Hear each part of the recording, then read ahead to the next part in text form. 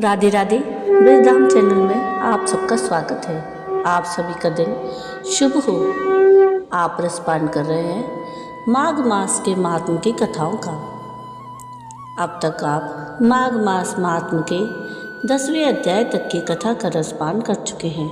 आज के इस वीडियो में हम माघ महात्म के 11वें अध्याय की कथा का रसपान करेंगे।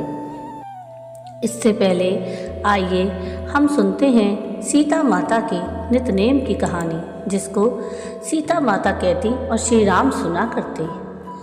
राम आए लक्ष्मण आए, देश के पुजारी आए, नितनेम का नेम लाए। आओ राम बैठो राम, माखन मिश्री खाओ राम, दूध बताशा पियो राम, सूत के पलका पोटो राम, शाल दुशाला ओढ़ो राम। राम सवारे सबके काम, खाली घर भंडार भरेंगे, सबका बेड़ा पार करेंगे। जय श्री राम जय जय राम। यह कहानी सीता माता कहती थी और श्री राम इसे सुना करते थे। एक दिन श्री राम भगवान को किसी काम के लिए बाहर जाना पड़ गया तो सीता माता कहने लगी कि भगवान, मेरा तो 12 वर्ष का नितनेम है, अब आप बाहर जाएंगे तो मैं अपनी कहानी किसे सुनाऊंगी।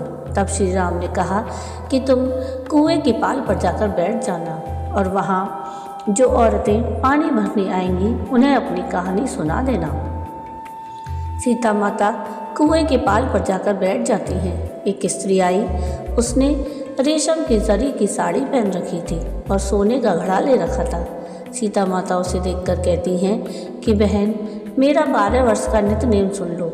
और वह स्त्री बोली कि मैं तुम्हारा नितनेम सुनूंगी तो मुझे घर जाने में देर हो जाएगी और मेरी सास मुझसे लड़ेगी। उसने कहानी नहीं सुनी और चली गई।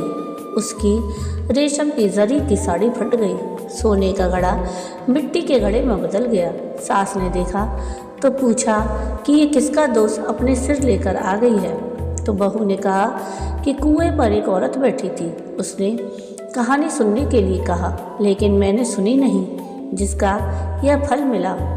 बहू की बात सुनकर अगले दिन वही साड़ी और घड़ा लेकर सास कुएं की पाल पर गई। सास को वहीं माता सीता बैठी हुई मिली तो माता सीता ने कहा कि बहन, मेरी कहानी सुन लो।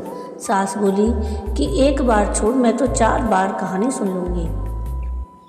राम आए लक्ष्मण आए, देश के पुजारी आए, नितनेम का नेम लाए। आओ राम बैठो राम, तपी रसोई जियो राम, माखन मिश्री खाओ राम, दूध बताशा पियो राम, सूत के पलका मोटो राम, शाल दुशाला ओढ़ो राम, शाल दुशाला ओढ़ो राम। जब बोलूं जब राम ही राम, राम सवारे सबके काम, खाली घर भंडार भरेंगे, सबका बेड़ा पार करेंगे। जय राम जय श्री राम। सास बोली कि बहन, कहानी तो बड़ी अच्छी लगी। कहानी सुनकर सास घर चली गई और उसकी साड़ी फिर से रेशम जरी की बन गई और मिट्टी का घड़ा फिर सोने के घड़े में बदल गया। बहू कहने लगी, सासू माँ, आपने ये सब कैसे किया?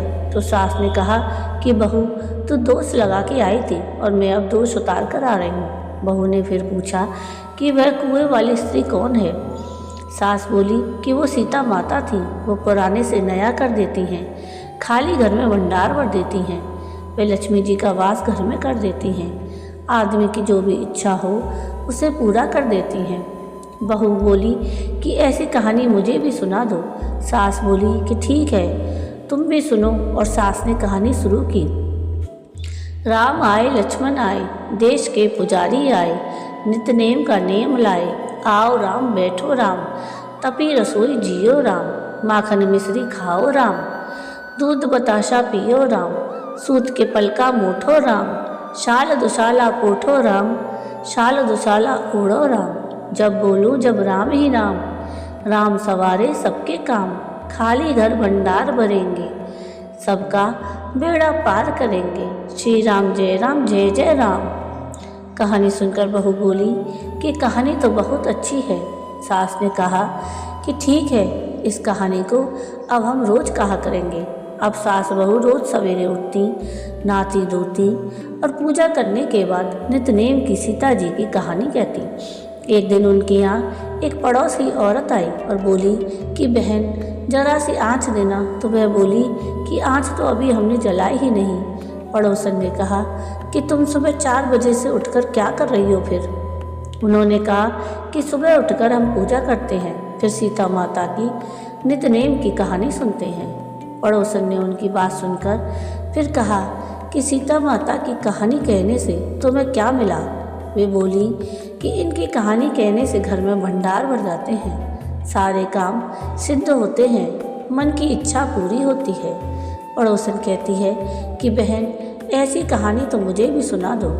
फिर वह बोली कि ठीक है, तुम भी यह कहानी सुन लो। राम आए लक्ष्मण आए, देश के पुजारी आए, नित्यनेम का नियम लाए, आओ राम बैठो राम। सारी कहानी सुनने के बाद पड़ोसन कहने लगी कि बहन, कहानी तो मुझे बहुत अच्छी लगी। अब वह पड़ोसन भी नित्यनेम सीता माता की कहानी सुनने लगी। कहानी कहने से सीता माता ने पड़ोसन के घर भी भंडार भर दिए। हे सीता माता, जैसे आपने उनके भंडार भरे, वैसे ही आप हमारे भी भंडार भरना। कहानी सुनने वाले और ओंकारा भरने वाले और कहने वाले सभी के भंडार भरना। माता सीता की जय हो। आइए अब सुनते हैं माघ मास महात्म्य के 12वें अध्याय की कथा। कथा इस प्रकार है। यमदूत कहने लगा कि जो कोई प्रसंगवश भी एकादशी के व्रत को करता है वह दुखों को प्राप्त नहीं होता। माघ मास की दोनों एकादशी भगवान पद्मनाभ के दिन हैं। जब तक मनुष्य इन दिनों में व्रत नहीं करता उसके शरीर में पाप बने रहते हैं। हजारों अश्वमेध, सैकड़ों वाजपेयी यज्ञ एकादशी व्रत की 16वीं कला के बराबर भी नहीं है। एकादशी के दिन व्रत करने से 11 इंद्रियों से किए गए सभी पाप नष्ट हो जाते हैं। गंगा, गया, काशी, पुष्कर, कुरुक्षेत्र, यमुना, चंद्रभागा कोई भी एकादशी के तुल्य नहीं है। इस दिन व्रत करके मनुष्य अनायास ही वैकुंठ लोक को प्राप्त करता है। एकादशी को व्रत और रात्रि जागरण करने से माता पिता और स्त्री के कुल की 10-10 पीढ़ियाँ उद्धार पाती हैं और वे पीताम्बरधरी होकर भगवान के निकट रहते हैं। बाल, युवा और वृद्ध सभी तथा पापी भी व्रत करने से नरक में नहीं जाते। यमदूत कहता है कि हे वैश्य, मैं सूक्ष्म में तुमसे नरक से बचने का धर्म कहता हूँ। मन, कर्म और वचन से प्राणी मात्र का द्रोह ना करना, इंद्रियों को वश में रखना, दान देना, भगवान की सेवा करना, नियम पूर्वक वर्ण आश्रम धर्म का पालन करना, इन कर्मों के करने से मनुष्य नरक से बचा रहता है। स्वर्ग प्राप्त करने की इच्छा से मनुष्य गरीब भी हो तो भी जूता, छतरी, अन्न, धन, जल कुछ न कुछ दान देता रहे। दान देने वाला मनुष्य कभी यम की यातना को नहीं भोगता और दीर्घायु तथा धनी होता है। बहुत कहने से ही क्या, अधर्म से ही मनुष्य बुरी गति को प्राप्त होता है। मनुष्य सदैव धर्म के कार्यों से ही स्वर्ग प्राप्त कर सकता है। इसलिए बाल्यावस्था से ही धर्म के कार्यों का अभ्यास करना चाहिए। जय श्री हरि। तो ये थी माघ मास महात्म्य के 12वें अध्याय की कथा। आपको आज की ये कथा कैसी लगी मुझे कमेंट करके ज़रूर बताइएगा। आगे की कथा हम अगले वीडियो में सुनेंगे। अगर आपको आज की ये कथा पसंद आई हो तो प्लीज़ इसको लाइक शेयर ज़रूर कीजिएगा और चैनल को सब्सक्राइब कीजिएगा और कमेंट में राधे राधे ज़रूर लिखिएगा। वीडियो पूरा देखने के लिए थैंक यू। राधे राधे।